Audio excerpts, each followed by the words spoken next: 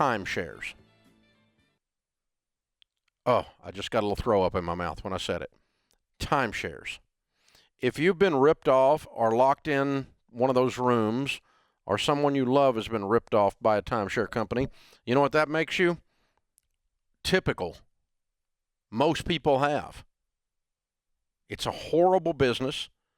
They have absolutely zero value. You know what a timeshare is worth when you try to sell it? Zero. You actually have to pay to get rid of it. And you go on vacation, and you're so cheap that you thought you were going to beat them up, and they say, we'll give you a free hotel room if you will just come to the sales presentation. And then they lock you in the sales presentation with no food, no water, and no bathroom breaks for 6 hours. Literally does happen.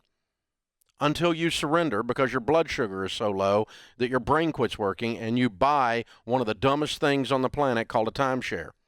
Even going to one of those meetings is a dumb thing.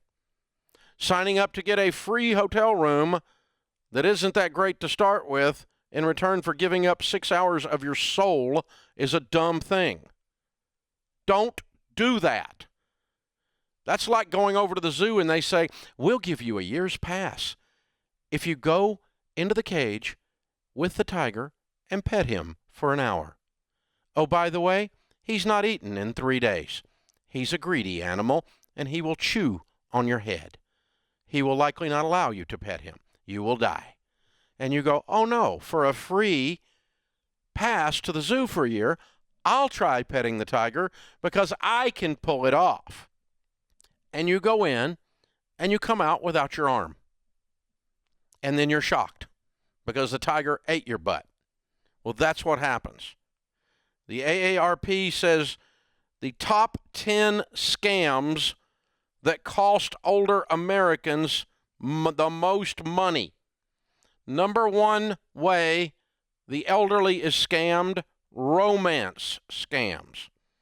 $83 million lost last year. Number 7 out of the list of the 10.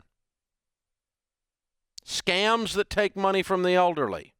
According to the AARP, timeshares, $17.4 million.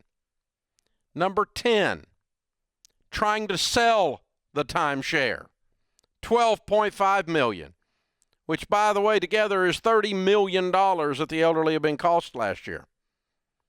In late December, Diane Burkhart sent a complaint to the FBI describing how her 88-year-old father agreed to purchase $250,000 worth of timeshare points over the course of 18 months.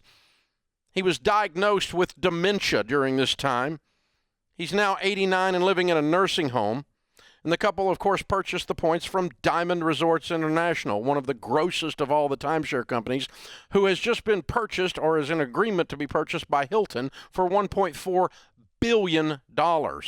Hilton, you're getting ready to screw up a really good brand by swallowing this rat. I know you think you're swallowing this rat, but you're going to get indigestion when you do, Hilton. It's going to cause you a problem. As a matter of fact, there are activist shareholders trying to prevent the sale because they do not want Hilton to buy Diamond Resorts. Her father, 87 at the time, enjoying a day trip to the beach with his wife at a town about 30 miles from their house in Central California, and they came across a charming hotel. Unbeknownst to them, the property was Hotel California. No, I'm kidding. You can leave, but you can't. You can come in, but you really can't leave. You know how to. Been purchased by Diamond. Salespeople standing outside the property lured the old interested couple into a timeshare sales pitch. She writes that they immediately regretted the purchase. A month after purchasing the first contract, my dad tried to end the agreement due to his wife's declining health and included a letter. Diamond turned him down, so he paid off the promissory note in full, believing that would be the end of it. It was only the beginning. Shortly thereafter, Diamond told them they needed to go to a meeting to learn how to use their points. The meeting turned out to be another lengthy sales pitch. $250,000 later, they owned a bunch of points to Diamond. Oh, by the way, he had dementia.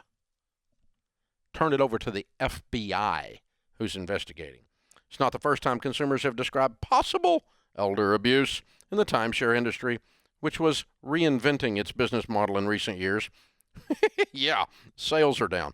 Timeshares used to be tied to a specific property where people owned a partial deed and had the right to vacation for a set amount of days a year. But in recent years, the industry has instead switched over to the points concept, which is kind of like those airline miles you get with your credit card. You ever tried to use them?